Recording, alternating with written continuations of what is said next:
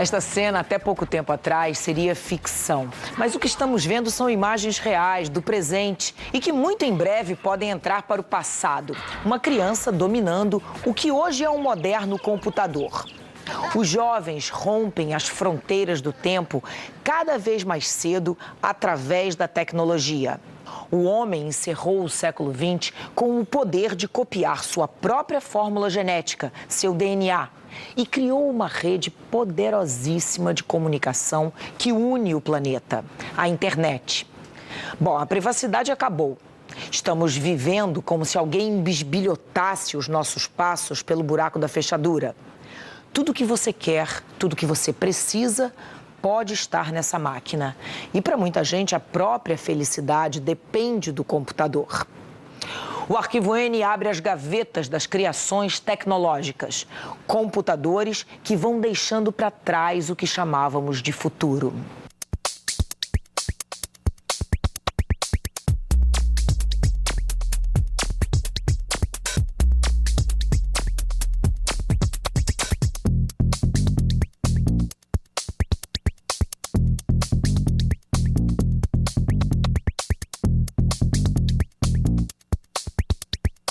A palavra futuro sumiu do dicionário. Na década de 70, na década de 80, você falava no futuro teremos isso, no futuro faremos aquilo. Hoje o futuro não quer dizer nada, porque você está bem no meio dele. Você anda no elevador transparente, você enfia comida congelada numa caixinha, aperta um botão, ela sai quente dela. Você vive já no futuro. E esse futuro é tão intenso e ele é tão vívido na vida da gente que é muito complicado você dizer, olha, isto aqui eu consigo identificar de onde ele surgiu. Não, quase todos os equipamentos são interligados e quase todos eles conversam entre si. Então, à medida que uma pequena nova válvula, um pequeno novo transistor é inventado, toda a cadeia de produtos que depende dele acaba evoluindo junto.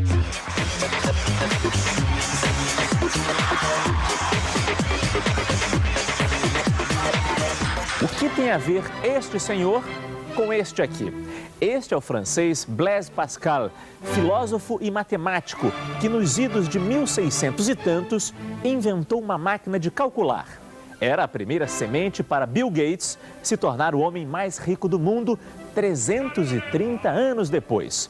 Entre os dois homens, muitos passos e um invento histórico, o primeiro computador pessoal.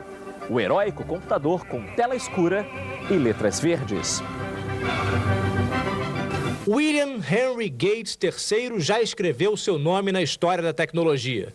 A grande sacada do jovem que acabava de sair da Universidade de Harvard, dizem os especialistas, foi ter percebido que as máquinas só fariam sentido se tivessem conteúdo.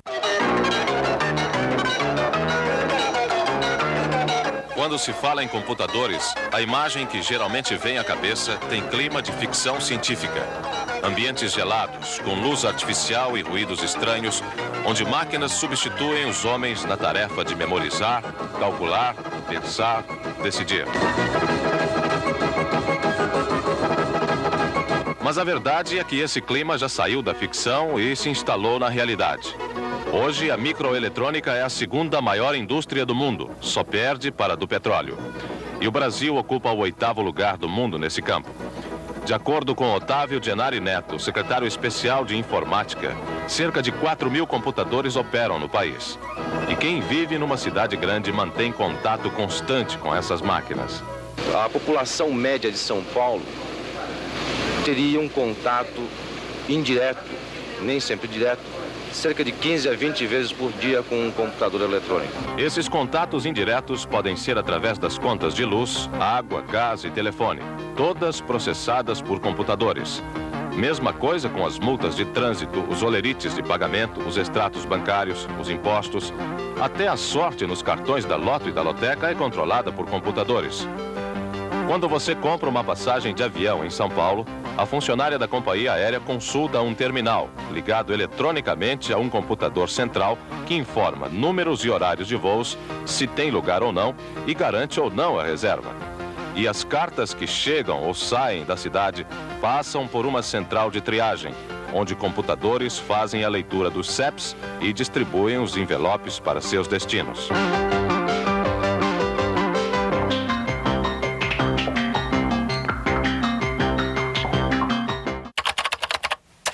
A small band of electrical engineers set out to turn a room full of wires and vacuum tubes into the world's first functioning computer. The Electronic Numerical Integrator and Computer, or ENIAC for short, was 100 feet long, 10 feet high, and weighed 30 tons. Its designers wanted to be able to process huge amounts of information faster than anyone ever before. But ENIAC was anything but fast or easy to program. ENIAC used 18,000 vacuum tubes to handle the calculations that are now performed by tiny microchips. ENIAC's creators wanted to use their new computer to help predict the weather or the stock market. Instead, it wound up helping America's fledgling space program get off the ground. By the time ENIAC was turned off for the last time in the fall of 1955, its creators had a new, faster and far more flexible computer, UNIVAC, up and running.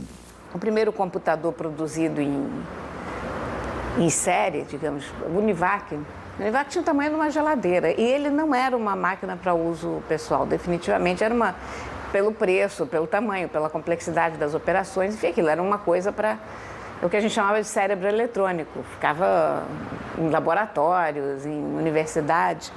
ENIAC became the first computer dinosaur. Você percebe quando uma máquina ela evoluiu e ela faz parte do meio de vida do indivíduo, quando ela se torna completamente transparente, quase invisível.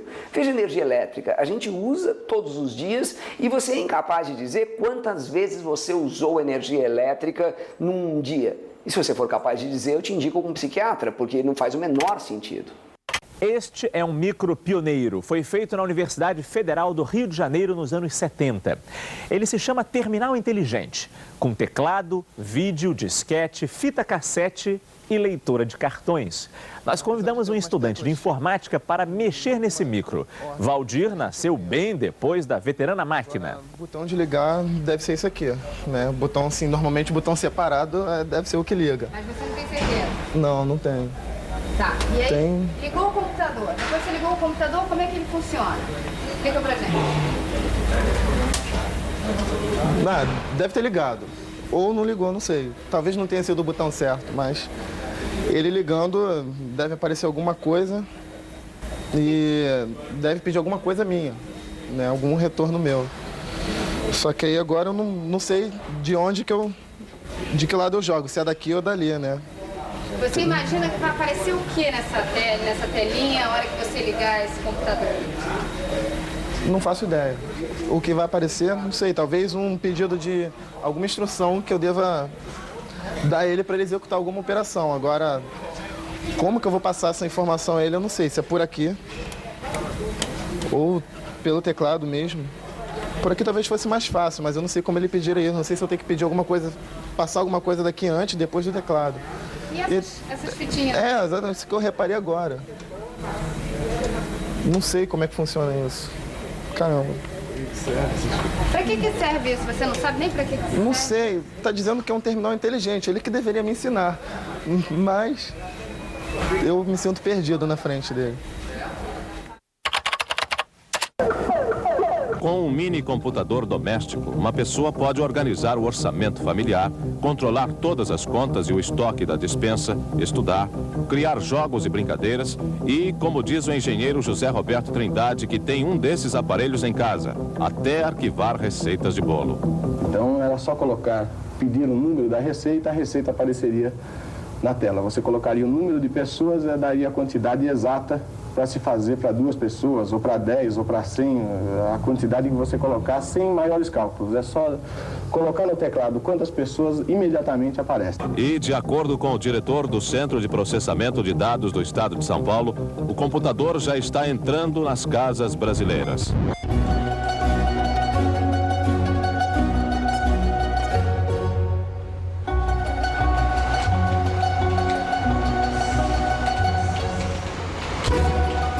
O computador surgiu na minha vida quando a minha máquina de escrever elétrica faleceu. Uma máquina de escrever elétrica na época, a gente está falando aí em 86, 87, custava uma coisa tipo $1000, que na época era um dinheiro bacana. E eu estava meio arrasada, que ia ter que comprar uma máquina de escrever elétrica nova, aquela coisa. E aí um amigo me perguntou por que eu não comprava logo um computador. Eu disse, mas eu vou fazer o que com um computador? Ele disse, bom, você escreve no computador. Você faz tudo que faz com a máquina de escrever e ainda por cima você consegue jogar xadrez com o computador. Aí eu achei ótimo e comprei. Ele, até me lembro do preço, porque o primeiro computador a gente nunca esquece, né? Em vez de eu gastar $1.000, que eu já não tinha, eu gastei 2.200 e fiquei endividada assim durante uns 3 anos até pagar aquele primeiro computador. Well, consumers have gotten a better deal from the personal computer industry than any business in the world. The cost of computing has come down by a factor of 1 million in the last 20 years. A personal computer today is quite a bit less expensive than it was, even though it's far more powerful. And the software is constantly getting better. So every other industry should look at the PC industry and see what we've done to be so competitive and so innovative. In fact, the level of investment in software has never been higher. It's really a fantastic thing, which means that things are even going to move faster in the future than they have today. Quando começaram a aparecer os primeiros computadores pessoais, a coisa toda era muito reduzida. Porque o que se precisava fazer com o computador, o que se imaginava que um computador pudesse fazer era uma coisa pequena. Era uma planilha de dados, era processamento de texto.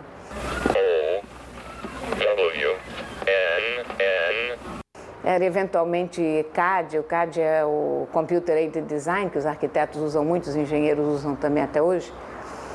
E aí começaram a aparecer as aplicações gráficas e começaram a aparecer os games. E os games puxam muito pelo desenvolvimento da indústria.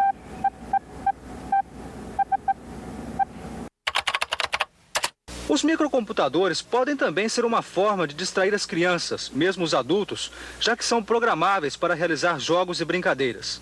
Os preços variam de 100 mil a 6 milhões de cruzeiros. Há uma grande curiosidade por este terminal que a Telesp trouxe para a exposição. Em São Paulo, 1000 terminais de consulta como este já estão instalados. O usuário aluga os serviços de 30 fornecedores e pode receber por linha telefônica notícias de 2 jornais diários, prognósticos esportivos e até saber do horóscopo chinês. 1986 e mais novidades. Cores, 256 cores numa paleta de 4.096 cores. Vários níveis de cinza, as 3 dimensões na telinha. E lá estavam as impressoras brindando o nosso nacionalismo.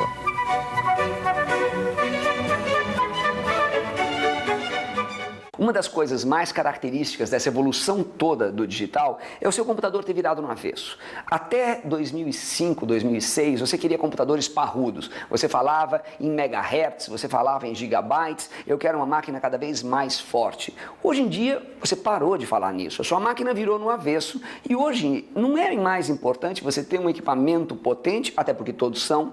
É muito mais importante você estar ligado a uma rede potente. Então, se eu te der a opção, você quer uma máquina muito poderosa, que não fala com ninguém, ou você quer uma máquina porcariazinha, mas que fala com uma rede muito rápida, a sua opção é pela segunda. O computador desconectado era uma máquina que agia só como uma extensão do teu cérebro, digamos assim, no sentido de agilizar um pouco o que você estava fazendo, de fazer as tuas contas por você, de permitia você escrever de uma forma mais simples, porque você podia recortar parágrafos do fim, botar para frente, trocar a ordem das letras. Você podia jogar xadrez, você podia jogar uma série de games, mas você não tinha interatividade. Quando aparece a internet, as máquinas se conectam. E hoje o que a gente tem, na verdade, metaforicamente, é uma grande, imensa máquina, a qual todos nós estamos conectados. Quando você tira a internet da jogada, o computador parece não ter mais utilidade nenhuma, né? As pessoas ficam prostradas quando ficam sem internet, dizem, minha internet caiu e aquilo é o fim do mundo. Porque é como se de repente estivessem desconectadas do mundo. E na verdade estão, porque a gente criou também essa coisa da conexão contínua em todo tempo, toda hora. How can you focus on mankind after people dominate this road to information in this extraordinary way? Well, the past revolutions in society have come with tools that magnify our muscle power. The Industrial Revolution was about motors and tractors and things like that.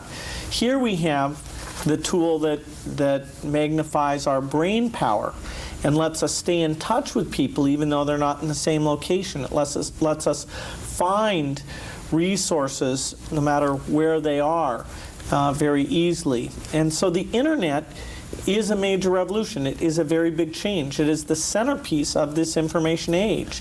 And certainly the impacts of that will be very broad, but it's up to humans to decide how we want to use it. Do you believe that the differences in culture will eventually change or disappear or will not count?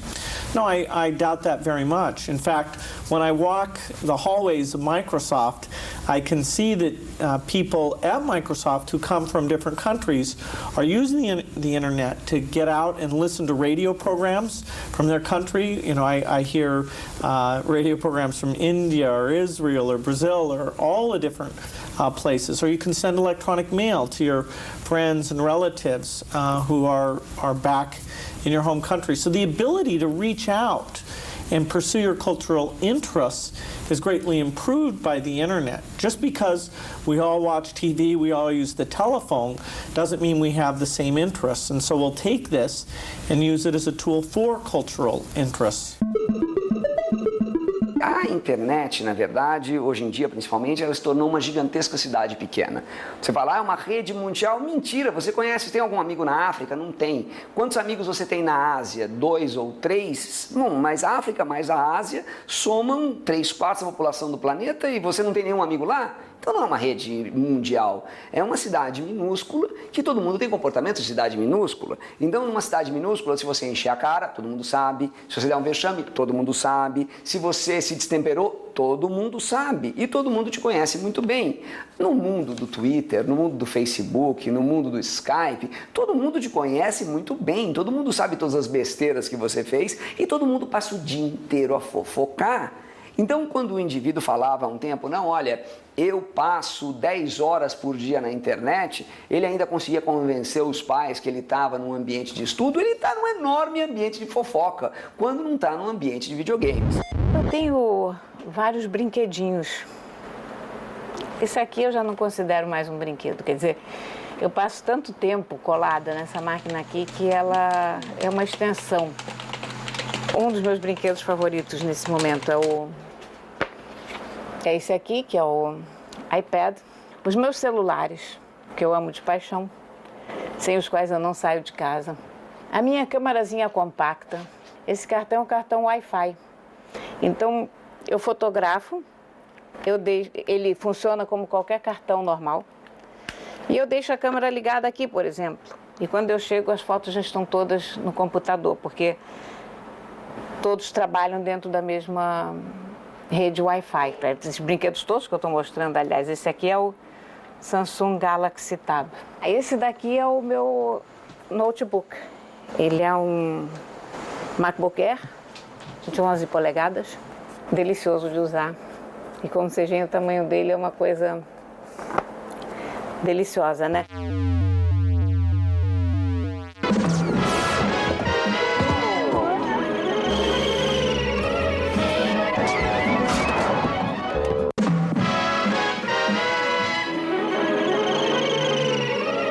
Hollywood produziu muitos filmes de ficção científica, mas poucos se igualaram às peripécias da família Jetson. O desenho animado dos anos 60, 70 arriscava previsões no mínimo engraçadas para o século XXI. Era um futuro mais ingênuo, mas que acertou em cheio quando aliou o homem às máquinas. Elroy, quantas vezes eu já lhe disse que não usasse suas botas espaciais em casa? Um rapazinho com sapatos poderosos capazes de andar no teto.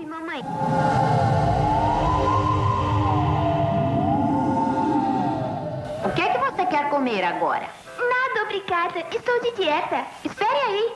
Você não esqueceu do seu maiô? Não esqueci.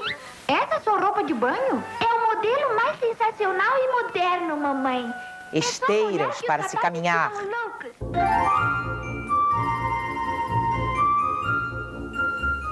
Não sei, esse botão dos ovos está sempre falhando. Máquinas que fazem comidas instantâneas. Eu apertei ovo cozido e veio um frango assado.